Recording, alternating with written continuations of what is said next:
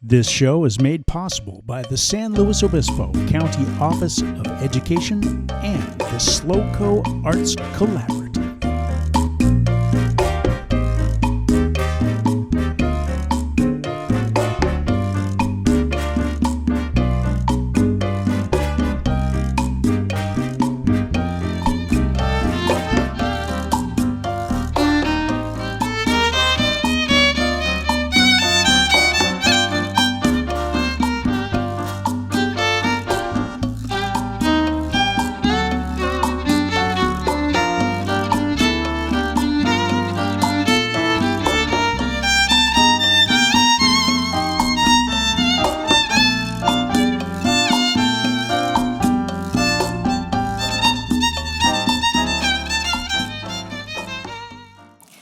Everybody, Brynn Albanese here, and welcome to the next episode of Exploring the World Through Music with me.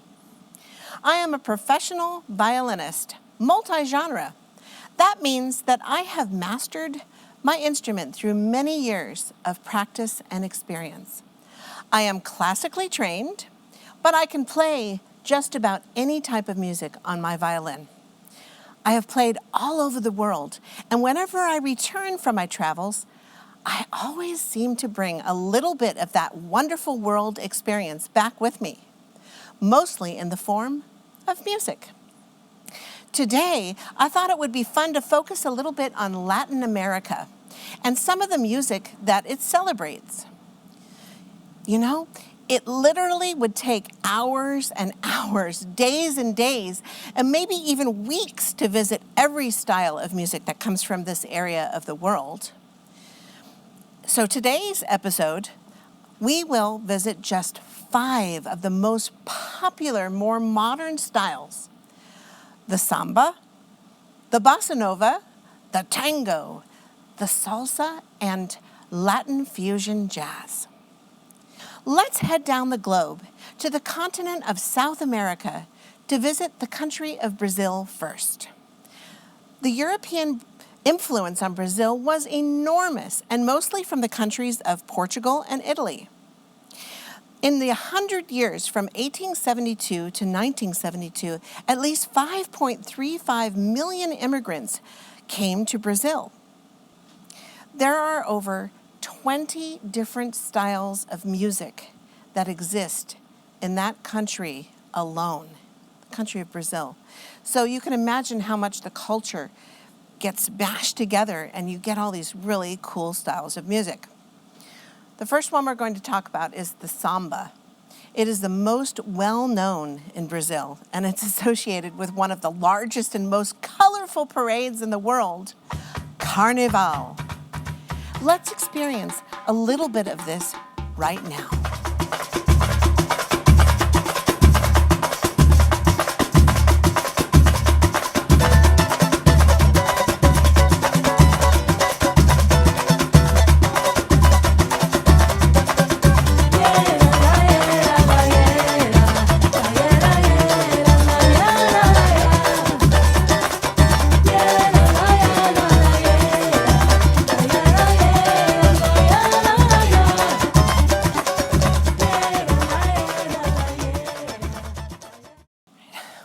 Wow, you can really hear the influence of Africa in this vibrant, fast-paced, rhythmic music. It just makes you want to dance.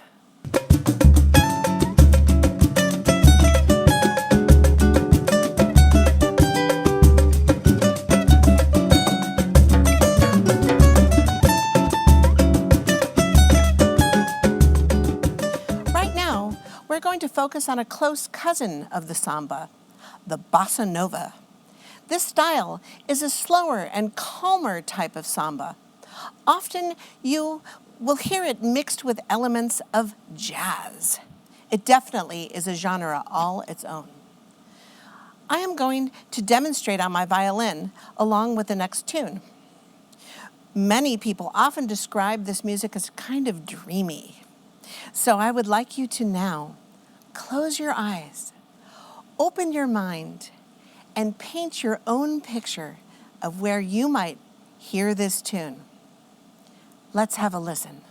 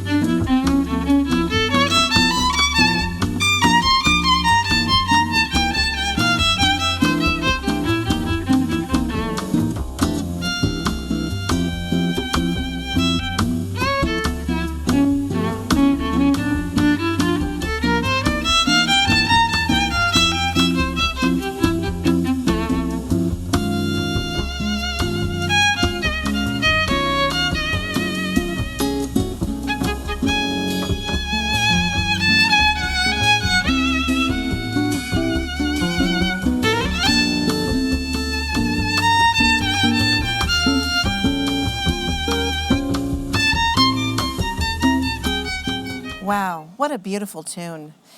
This tune was probably the most famous that was ever written, and it was written in 1962. Brazilian people just went crazy when they heard this tune. It's called The Girl from Ipanema. When this song made it to the United States, it quickly became a jazz standard, being performed by almost every single instrument on the face of the earth, even the didgeridoo. So let's just experience one more tune written in 1974 called The Waters of March.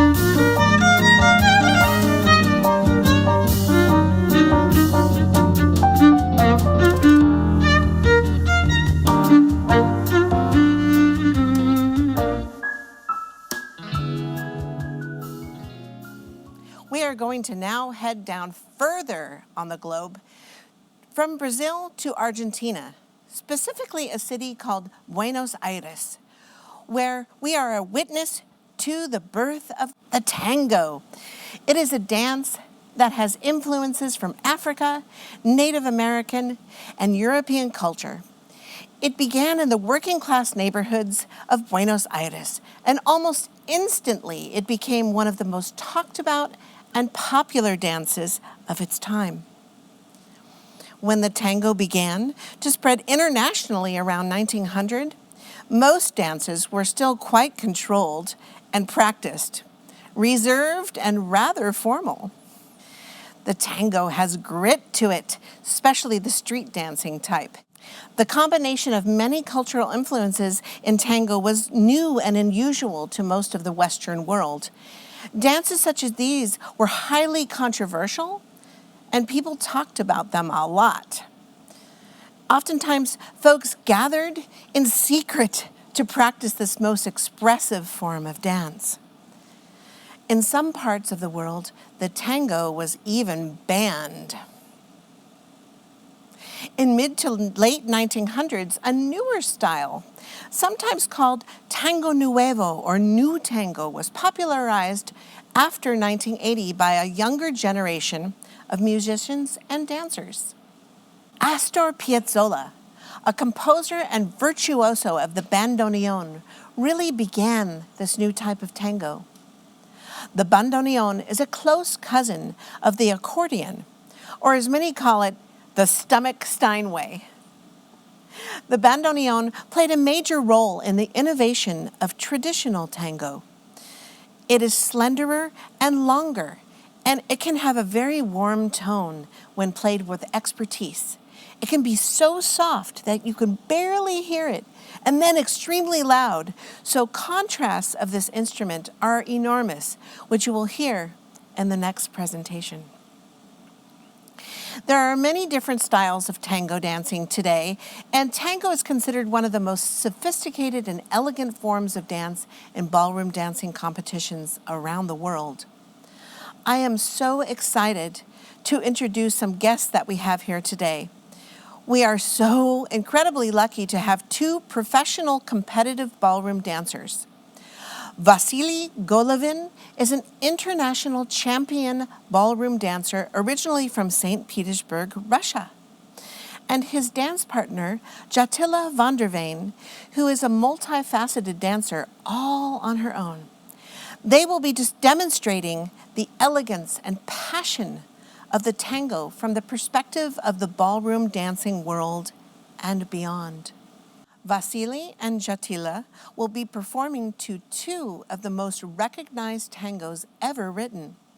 These works were composed 65 years apart from each other, and boy, you can really hear the difference between the two. The first one is called La Comparsita. The English translation is The Little Street Parade, written in 1917. And the second, which I will be joining in with my violin, is called Oblivion, a nuevo tango, which was written in 1982 by Astor Piazzolla.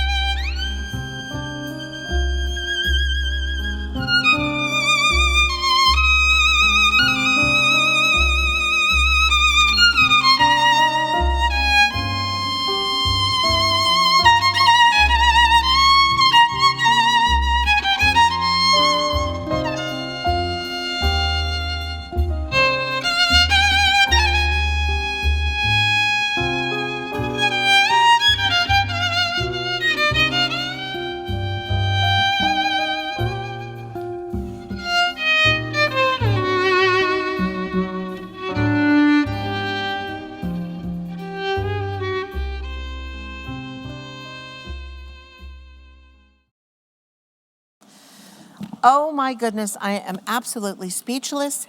That was incredible. I enjoyed playing music along with them as we created a visual art piece, a work of art together. I want to do that again. Thank you so much. They will be joining us again a little later for the next genre.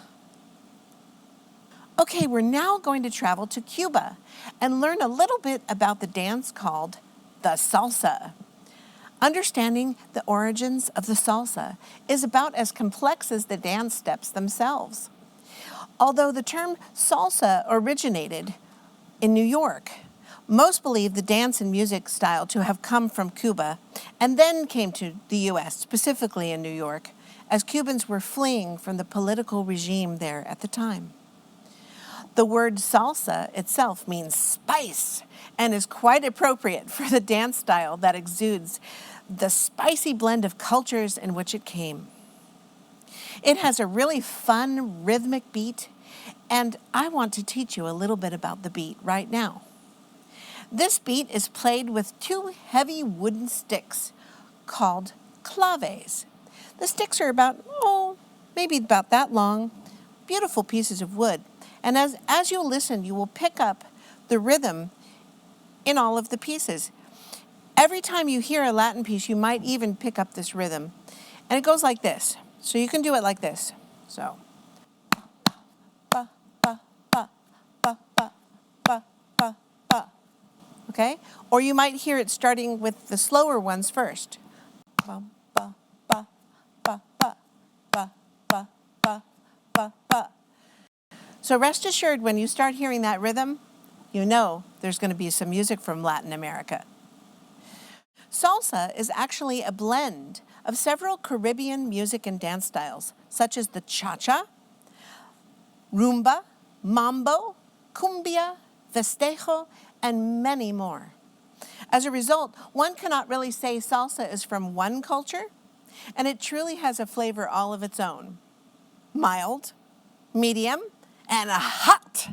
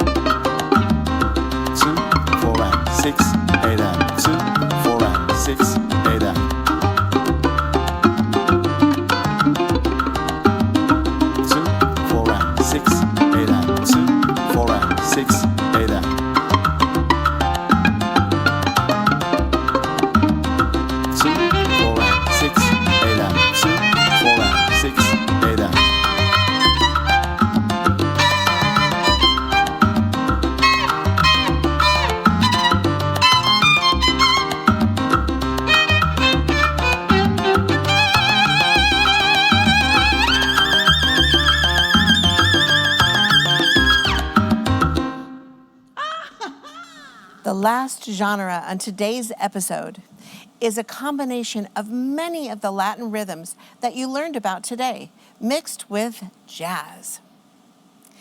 A more modern style that is truly celebrated all over the world. You can put a lot of imagination into it. I leave you with a tune called Brazil.